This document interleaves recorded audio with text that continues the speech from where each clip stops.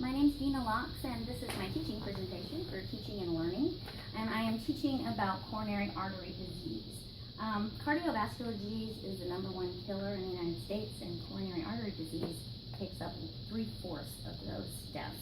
So it's a lot, and I have my audience here is Holly and Rob, and they're in their 40s, as I am.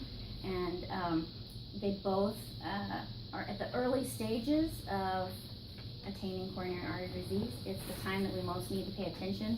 Really, we should be paying attention younger, but this is a crucial time. It's usually the time that our blood pressure starts to creep up and we don't notice that it's happening, and we start to get higher cholesterol levels. It's something to pay attention to. So this is your heart, and I handed out a couple of packets to Rob and Holly. They have copies of all the slides in here. And if you look on their sheet, you can see that there's arteries that supply blood to the heart. And you know, when we don't get enough blood to our heart, it causes a heart attack. Parts of the heart actually die, and sometimes it can't be recovered. You lose heart muscle. If you lose too much heart muscle, you die. And so we want to keep our arteries healthy. And you can see here, this is an artery that is being blocked. And what's happened is there's some cholesterol that is built up in here and dumped up on the inside. We call it the lumen walls. That's the inside of the artery. And if it blocks blood flow, it causes this to happen. High blood pressure is an interesting thing. It's like, if you think of it like a hose, like a high pressure hose, the ones that we use to pressure wash houses. You have to change out those hoses a lot, because the high pressure volume of water getting pressed against the edges of those hoses, it wears them out quicker. The same thing happens when you have high blood pressure. It wears out your arteries quicker. And arteries begin to overstretch when that happens. Then they begin to crack. If they crack, the body wants to heal that, so it heals it. The insides become thicker, and they gunk up with scar tissue, things like that. If you have high cholesterol as well, it sticks to all that, and it just builds and builds, and over years of not paying attention to it, it gets worse. So when it gets really thick, you have occlusions. Occlusions cause a heart attack. If you're getting a little bit of blood through, it can cause pain. You've heard of angina or angina. It's just not getting enough blood to your heart. And sometimes, sometimes it can even cause aneurysms. Well, let me show you this one first. So this is a healthy artery. You can see that it's nice and fresh and clean. This is what we had when we're kids. And over the stages of not taking care of it, you know, this may be us in old age. Hopefully not. But you can see that the buildup and the gunk has built up so hard that there's very little room for the blood to flow through. And we don't want it to go all the way. That's the bad part. But once it gets to this stage, it's very hard to reverse. And in fact, some say that it's not reversible. That's a difference of opinion, but it's better not to even try. Let's keep it as close to this side as we can. Now, an aneurysm is deadly. When that occurs, if you've got these stretchy arteries that are being overstretched, and then you get something where it's all built up really thick, that right before the occlusion, the blood is pushing so hard on that artery that it creates an outpouching. And when that happens, it gets stretchier and stretchier, kind of like, you know, you've seen balloons overstretch, and what happens when the balloon is overstretched? It pops. When an artery pops, it's not good. You can bleed to death quickly. You have to have some immediate emergency attention in order to save your life. So we don't want that to happen. So what are just a couple of things that happen when we don't take care of our high blood pressure and high cholesterol when we get coronary artery disease? What are some of the things that can happen to us? Death. From what? What are some of the health issues that we might have?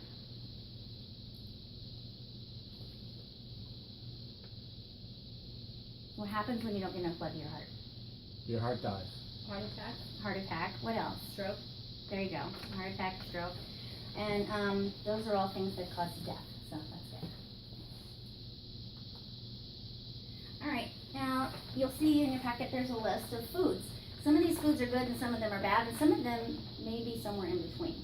And so this is just a little multiple choice thing. You're going to tell me if you think it's good, bad, or in between. All right? Soups and broth. Good. Good. Fresh fruit. Good. Crackers. In between. Vegetables. Good. Good. Chips. No. Bad. Lunch meat, No.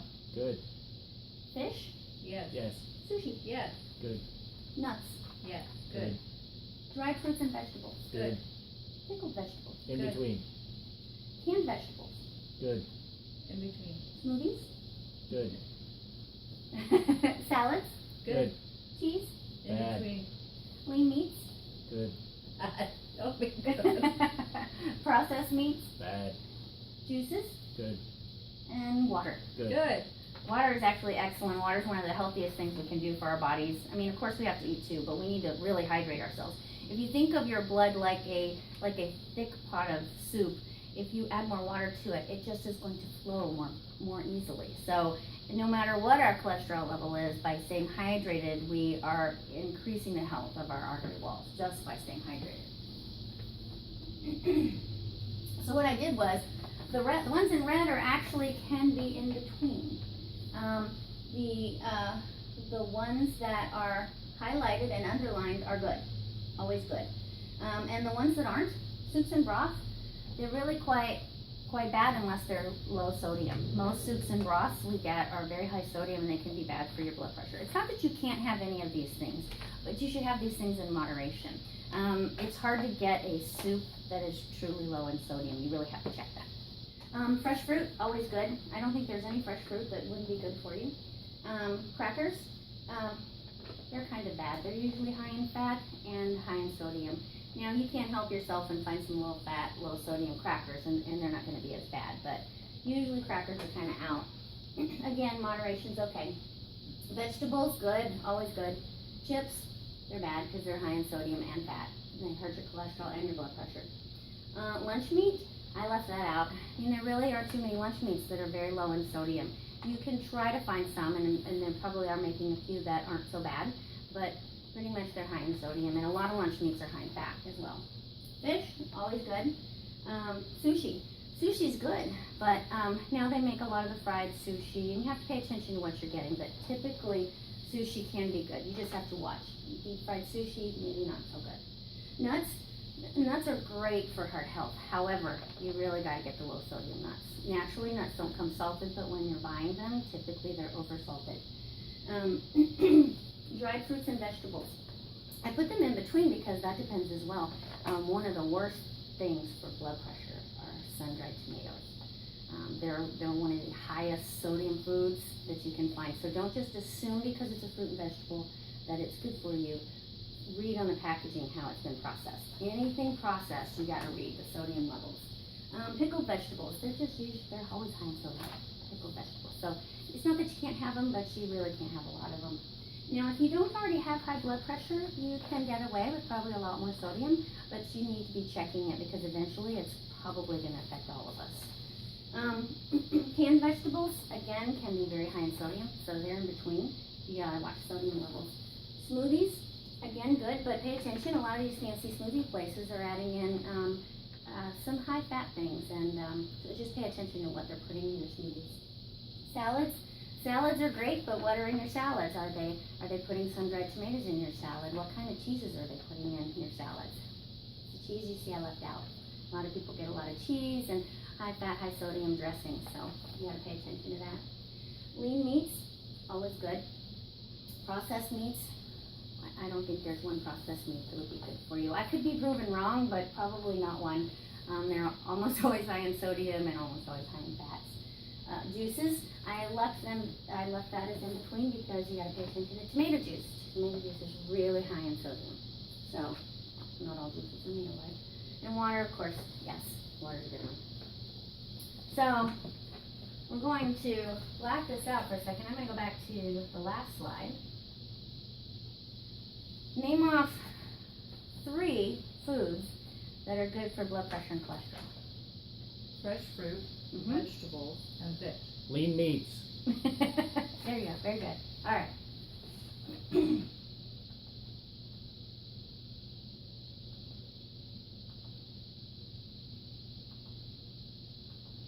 Okay, now we're gonna play charades.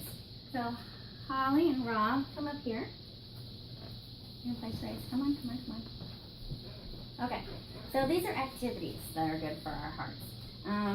Exercise is is really great. There are certain exercises that are better than others. All exercise is good for you, but certain exercises are really good for your heart and blood pressure and cholesterol. I know it sounds strange, but they found that aerobic exercise increases your HDL, and that's type of cholesterol. You want that higher. Remember the HDL for high. You want it high. And by increasing your HDL, it lowers your LDL. So anyway, it's a complicated way of saying it balances out your cholesterol better and makes your cholesterol better just by doing some aerobic exercise regularly. So I'm going to give Rob a charades card, and you have to act it out, and Holly has to guess what aerobic exercise you're doing. Holly, are you ready? I'm ready. They get harder as you go. Jogging. Running. There you go. All right, Holly, you're next. Okay.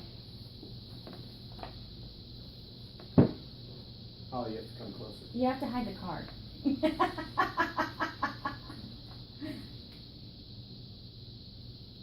Bike riding. There you Yes. go. All right. It's your turn. No peeking at the cards now. Swimming. Got it. All right.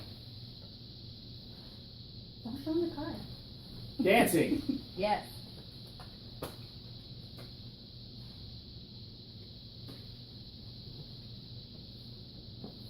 Climbing. Mountain climb. Mountain climbing. Okay, Holly. There you go. Don't let him see it. Not sure about that one. Come on, you gotta try Is this it. a joke? No, it's really good for your heart. I don't know how to do it. Okay, it was hard. It was kite surfing. Okay, thank you guys. Thank you guys you. did great. Basically, anything that is an aerobic exercise that gets your blood pressure and that gets your heart rate up, it's going to be helpful, and it's going to improve your cardiovascular health all the way around. So, if you ignore the problem, if you do nothing, and you find out that you eventually have cardiovascular disease, guess what your life expectancy is? 7.5 years. It's terrible. I mean, if you do nothing about it, most people don't live longer than 7.5 years. 7.5 years with coronary artery disease. However, you do get early prevention and treatment. The prognosis is excellent. People live for years and years and years with this. We have lots of advanced technology that can help with this. And then people are learning every day more and more about how to eat properly and exercise to prevent the coronary artery disease. These are my references, and I just want to challenge you guys. You'll see in your packet there's a personal commitment to do 2 things within the next year to improve your cardiovascular health. And so I recommend that you both make a commitment. Think about that. Take it home and think about it, and just sign it as something for you to keep at home personally, just to make a commitment to make a change with 2 things. So thank you for joining me, and thank you for your help. Thank you, Dee. Thank you, Dee Dee.